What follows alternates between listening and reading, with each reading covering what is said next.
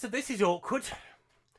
After the announcement from Sports Interactive that Football Manager 25 will be delayed until the end of March, we have a bit of a problem, don't we? I thought we'd put Football Manager 2024 to bed at the end of the Glory Hunter series. But we're back. We're back with something completely different. Let's go to it.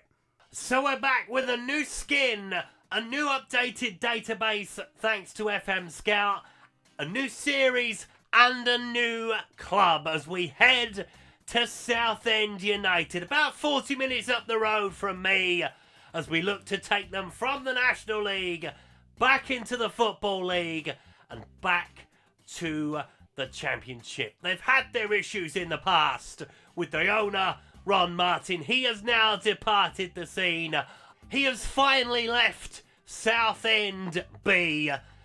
The new era for Southend United starts now. And we can see their rise to the Championship back in 05-06. Only lasted one season in the Championship. Then they were back to League One. They were out of League One. They were back in it again. And then they had the back-to-back relegations recently. They've had issues with HMRC. Ron Martin issues with HMRC for not paying their players, not paying their staff. The club nearly went under at one point as well. But it has risen from the depths. And now they're in a position to challenge again to go back to where I think they belong. Southend have always been a Football League club, right back since they were incepted in 1906. They spent a lot of time in the 3rd and 4th divisions. Obviously, that was their first real trip to the big time. Obviously, they knocked Manchester United out of what was the Carling Cup at the time, thanks to Freddie Eastwood's free kick, that memorable free kick that saw off Manchester United. But yeah, we are here. It is a very different challenge from what we've ever taken on before. Because there is no money within the football club. Zero transfer budget. Zero wage budget available. If we want to bring a player in, it is going to have to be on the cheap or on loan. I'm fine with that. I am really looking forward to working on a shoestring. Normally I have millions to spend. Very different challenge this time. The good thing is the board are very, very realistic. I mean, getting out of this division is one of the toughest things to do. Just ask Wrexham. They will tell you all about getting out of the National League. So a top half finish is what we want to do this season. I want to get the playoffs. I want to get into the playoffs and see if we can get out first time round. It'd be great if we could. And then we will fight our way back, hopefully up the ladder. The supporters, they are more expectant. They want out of the National League. And to be fair, I'm with them. With 13 former Football League clubs in various different guises, I'm talking about Boston United and Halifax. Obviously, they are under different names than they were when they went into the Football League. Everybody wants out of here. It is a wasteland for clubs that have fallen on harder times. Torquay, they've gone even further down to the south. That is where you can end up in the National League. It is a bit of a graveyard. But fortunately, we have a capable group of players. Now, you will notice we only have one goalkeeper. That is a priority. To get that sorted, definitely need another goalkeeper. Probably need another fullback as well. Other than that, we've got goals in the team. We've got players who know this football club inside out. And we've got a few players who can light up the National League. Let's meet them. And we start with a man that's been brought in to score the goals, left behind by Harry Cardwell. He moved to Forest Green in the summer, and that is Macaulay Bonne. He has been around as Macaulay. He's been here, there, and everywhere. Last club was at Gillingham. He is now a Southend United player. His record ain't bad, to be fair. He does score goals wherever he goes. I'm just hoping he can do it here.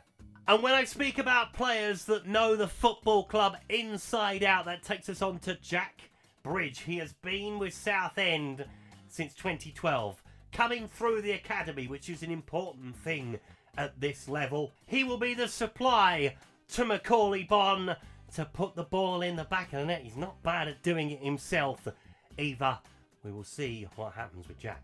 Gus Scott Morris is another player that leaps out to you, can score goals as a wing back, which is very interesting. We might play 5 at the back, we might go 4 at the back. I'm a little bit undecided. We'll go through pre-season and we'll try and work out what we are going to do. But yeah, Gus has got a goal in him as well. Good crossing ability. We will see how he gets on too. The man tasked with leading this team is Nathan Ralph, formerly of Ipswich, way back when. If anybody epitomises Southend's journey down through the leagues, Nathan Ralph is the man to talk to. He has been here through the dark times. He is here, hopefully, to see the resurgence. And I can't carry on without talking about the man that's probably going to be our talisman going forward, and that is George Moncur. He has been around the block a very long time. From Leyton Orient, AFC Wimbledon, Colchester. Son of John Moncur, for those that remember the early days of the Premier League. So yeah, looking forward to seeing what George can do. If he can stay fit, his injury record is not the best, but we'll work on it. And the last man we'll take a look at is Noor Hussain, an Afghani international centre midfield, box to box. It would seem will be the thing I can do with him the most. Looking forward to seeing what he can do as well. So looking at the squad planner, there are a few holes within the team. You would expect that. They had a transfer embargo up until fairly recently. So we need a right wing back and probably a left wing back. Another goalkeeper is probably a must as well. That's probably what I'm going to go with. 5, 3, 2. Just go at them. Just attack, attack, attack. And we have a good mixture of the young and the developed. And a couple of emerging in the middle. So we will see what we do. No experience. I might change that. I might go and get somebody who has been around the block a few times around. Yeah. Obviously, the free transfer market is going to be our place of business, at least while we're in the National League. Staffing is going to be another thing that we need to deal with. We haven't got a physio. We haven't got a scout. We have got a director of football in National League legend John Still. We need a head of youth development, need another coach, and a set-piece coach. Other than that, and I say other than that, we're all right. Kind of. The real reason to have a look at a head of youth development is to try and develop some of these younger players. Now, there are a few that are okay. The rest, probably not so much. But yeah, it's one of those difficult ones, isn't it, in the National League?